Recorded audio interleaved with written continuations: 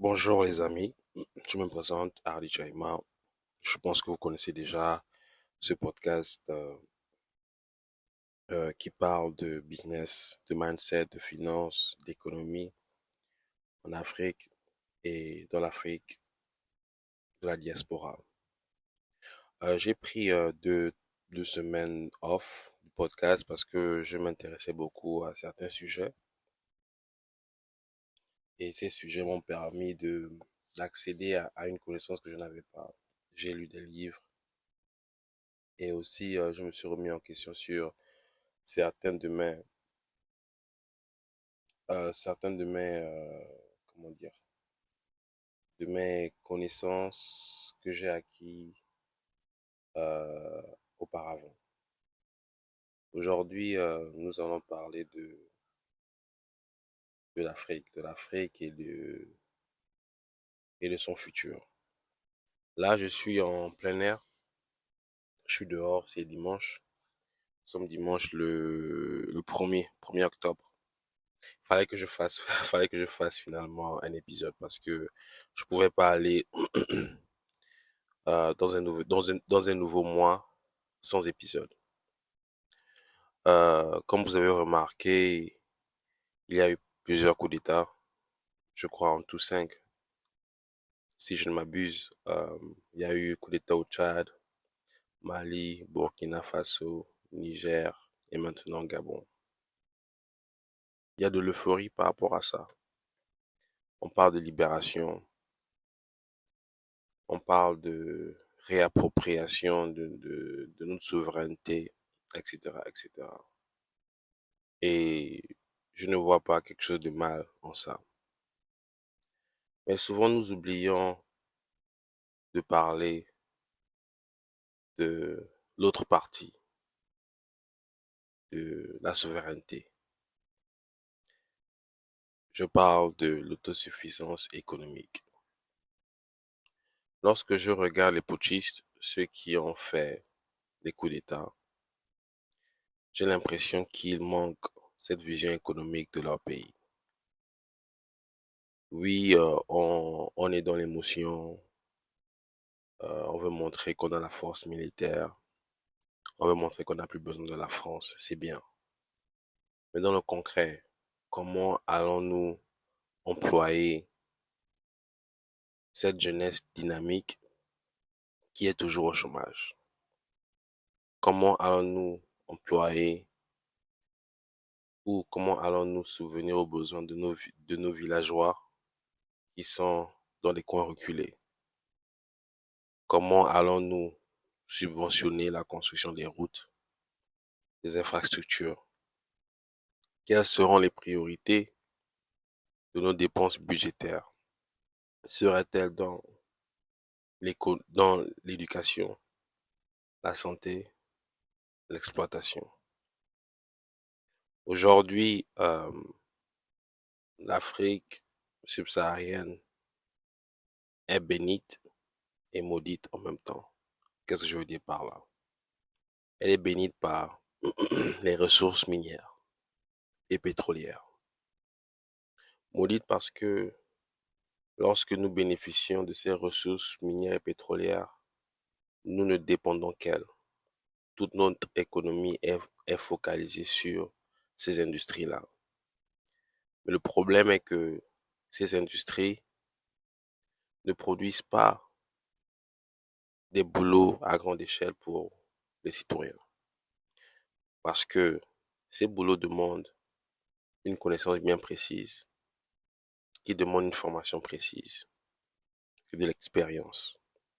C'est pourquoi vous verrez que il y a des compagnies qui viennent avec leurs ingénieurs, avec leurs leurs techniciens. Tout simplement parce que nous n'avons pas les gens formés, adéquats dans ce domaine-là. Donc, on parle de richesse pour nous, je ne pense pas. Les richesses minières ne sont que des richesses pour ceux qui savent les exploiter. Et pour le moment, nous ne sommes pas en mesure de les exploiter de manière autonome. nous avons besoin des autres. De l'autre côté, je vois une alliance très prisée de la Russie. Je n'en disconviens pas. C'est, ça peut être une bonne chose. Mais j'ai l'impression que nous pensons que la Russie va apporter les solutions à tous nos problèmes. Je ne pense pas. D'abord, la Russie est un pays développé, certes, mais le seuil de pauvreté est élevé en Russie. Le prix intérieur brut n'est pas si considérable que ça. Et le salaire moyen des Russes est en deçà du salaire moyen de la majorité des pays européens dans l'Europe, si je ne m'abuse, si je ne me trompe pas par rapport aux différentes données. Mais lorsque nous consacrons toute notre attention à la Russie, le problème qui est là, c'est que nous créons des ennemis inutiles. Nous créons des ennemis inutiles dans l'Europe. Nous créons des ennemis inutiles dans l'Amérique. La Russie ne peut pas être le seul allié de l'Afrique. La Russie n'a pas un marché fort pour absorber la productivité africaine. Nous avons besoin de l'Europe. Et ce n'est pas parce que la Russie se montre gentille avec nous ces dernières années que nous devons penser que la Russie est pour nous. La Russie se montre gentille de ces dernières années parce que elle a besoin de nouveaux consommateurs de leurs produits. Pourquoi? À cause de la guerre en Ukraine, la Russie fait face à un ban. Elle est coupée de l'Europe, elle est coupée de l'Asie et elle est coupée de plusieurs pays de l'Amérique latine. Donc elle a besoin de trouver de nouveaux marchés. C'est pourquoi ces derniers temps, elle se tourne vers l'Afrique. Parce que l'Afrique constitue un nouveau marché, des nouvelles opportunités. Maintenant pour nous, qu'est-ce que la Russie constitue? Je ne sais pas vraiment. Je n'ai pas cette réponse. Je n'ai pas la réponse à cette question. Mais ce que je dirais, c'est qu'un seul pays, s'associer à un seul pays, qui est pour le moment la vache noire du monde, est une très mauvaise idée. J'ai vu un président africain partir là-bas et dire que le président russe doit leur aider à construire des centrales nucléaires dans son pays. La question que je me suis posée, c'est est-ce que ce président est sérieux? D'abord de un, pour construire les centrales nucléaires, nous avons besoin des accords, des traités qui acceptent que ces centrales soient construites. De deux, lorsque nous construisons ces centrales-là, nous devons ratifier que nous n'allons pas participer à la création de l'arme nucléaire. Trois, la construction de ces centrales nucléaires coûte beaucoup d'argent. Beaucoup d'argent. Et je trouve que la création des centrales nucléaires est un gaspillage, serait un gaspillage de notre argent et de nos ressources. Nous devons nous focaliser sur des choses qui sont basiques, des choses qui sont simples, que nous n'avons pas. J'entends parler de l'éducation, de la santé, des transports et de la connexion Internet. C'est notre focus. Cela devrait être notre focus. Nous ne pouvons pas faire dans, dans ce que j'appelle du matu vu. Avoir une centrale nucléaire et tu as 80% de ta population qui ne travaille pas, ce n'est pas intéressant. Avoir une centrale nucléaire, tu n'as pas d'ingénieurs qualifiés, formés sur place, des techniciens qualifiés, formés sur place pour la maintenance de ces centrales nucléaires. Pour moi, c'est comme les Américains diraient du fancy. On essaie d'être, voilà, d'être modernisé. Je me rappelle, j'avais une amie qui m'a dit ne confonds pas la modernité et le développement. La modernité, c'est voir des gratte-ciel, voir des infrastructures, mais lorsque tu vas dans la maison d'un citoyen, il n'a même pas de quoi manger. Quand tu vois l'état de santé, il n'a même pas de quoi se soigner. Nous ne devons pas confondre la modernité et le développement. Et le développement de l'Afrique passe par le développement de l'Africain. Je ne sais pas pourquoi nous pensons que le développement de l'Africain va se passer en Russie. La Russie est une puissance, mais elle n'est pas assez pour nous permettre, pour nous aider dans nos objectifs, dans nos intérêts personnels en tant qu'Africains. Nous avons besoin du monde pour le faire. Nous avons besoin de l'Europe, des États-Unis, de la Chine. Et notre focus devrait être l'Africain. Nous devons faire en sorte que l'Africain reçoive une bonne éducation. Nous devons faire en sorte que l'Africain se soigne bien. Nous devons faire en sorte que l'Africain mange bien. Nous devons faire en sorte que l'Africain puisse travailler et subvenir à ses besoins. Et nous devons faire en sorte que l'Africain puisse développer ses capacités, exprimer ses capacités intellectuelles dans les domaines qu'il choisit, que ce soit dans les sciences, dans l'art, dans la politique, etc., etc. Mais nous avons tendance à s'éloigner de cet objectif-là pour aller construire des infrastructures qu'on n'a même pas les moyens de payer. Je me rappelle, dans un pays que je ne citerai pas le nom, ils ont construit un mall. Un mall, je ne sais pas si vous connaissez un mall. Un mall, c'est un centre commercial là où il y a plusieurs boutiques à l'intérieur. Et dans ce mall qui a été construit par une compagnie étrangère, l'État africain a pris un crédit pour construire ce mall.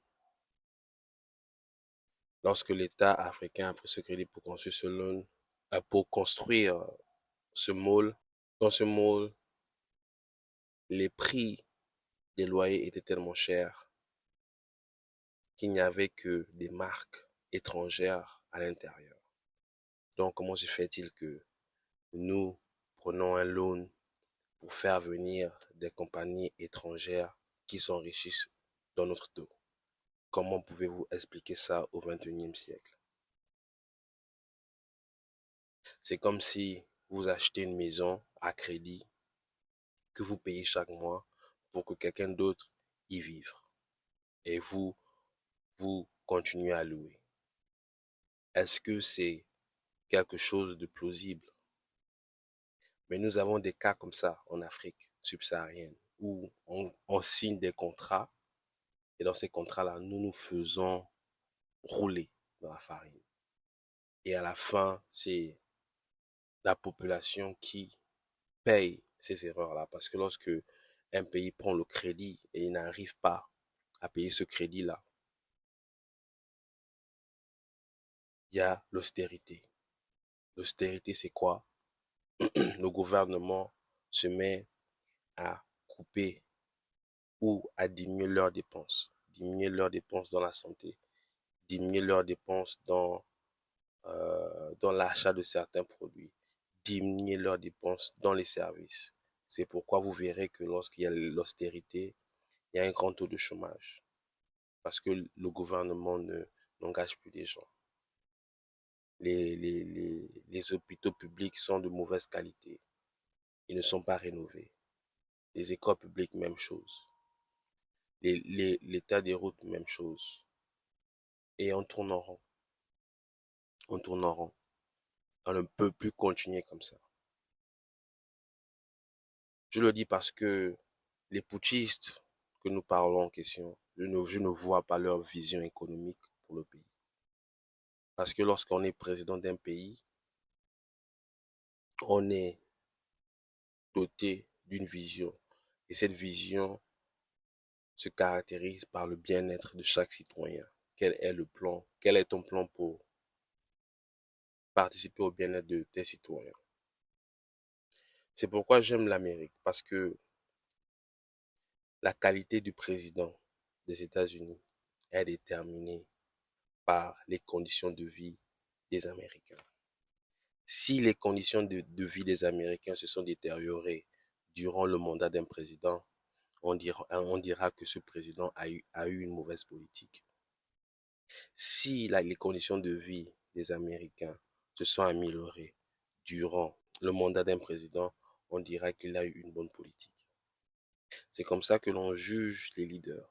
Les leaders sont là pour créer des conditions nécessaires au bien-être et à l'expansion de leurs followers, de leurs subordonnés. Mais je ne vois pas cette idée dans les différents coups d'État, les différents meneurs de coups d'État que j'ai vus. Et j'aimerais aussi dire que lorsque l'on fait le coup d'État, ce n'est pas pour rester au pouvoir.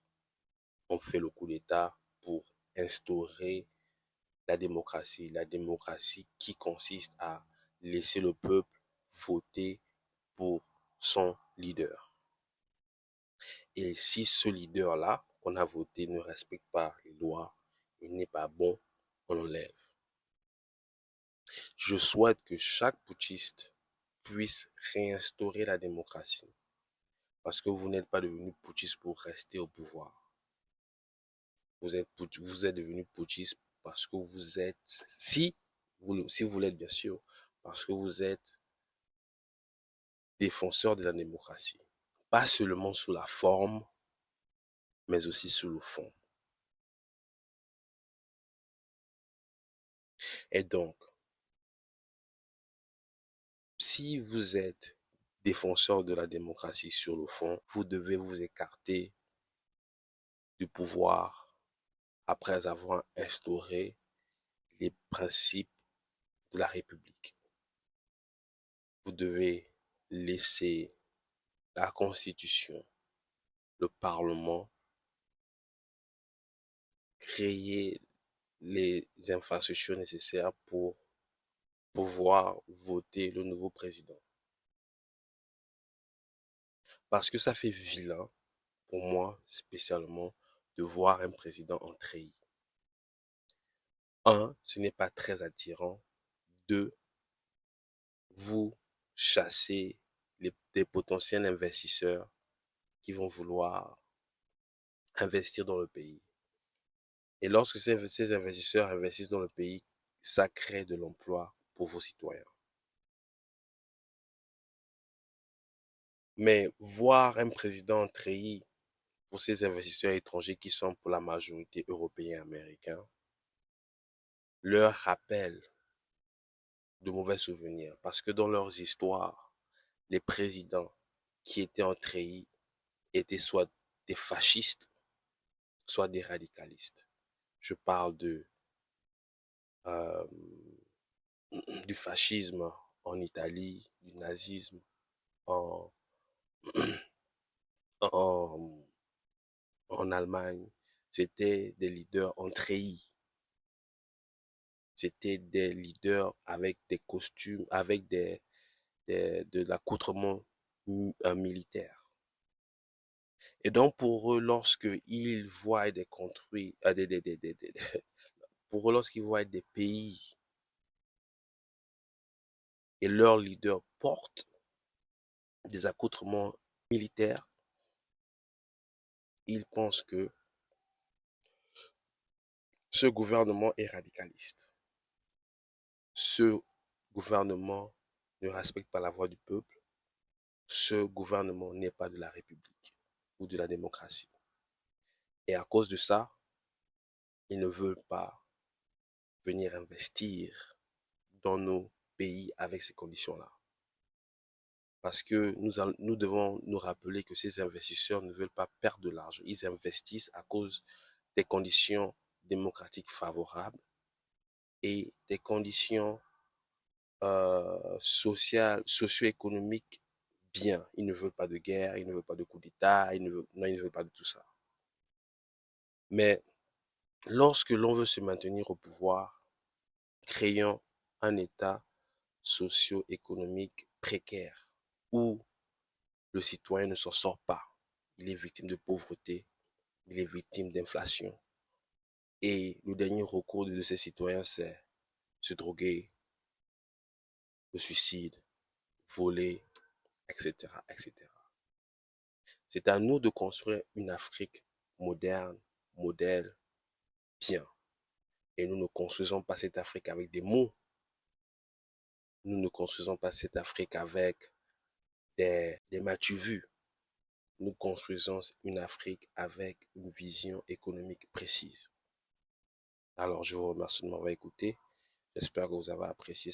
Je vais encore poster un autre épisode prochainement. Merci à tous. See you soon.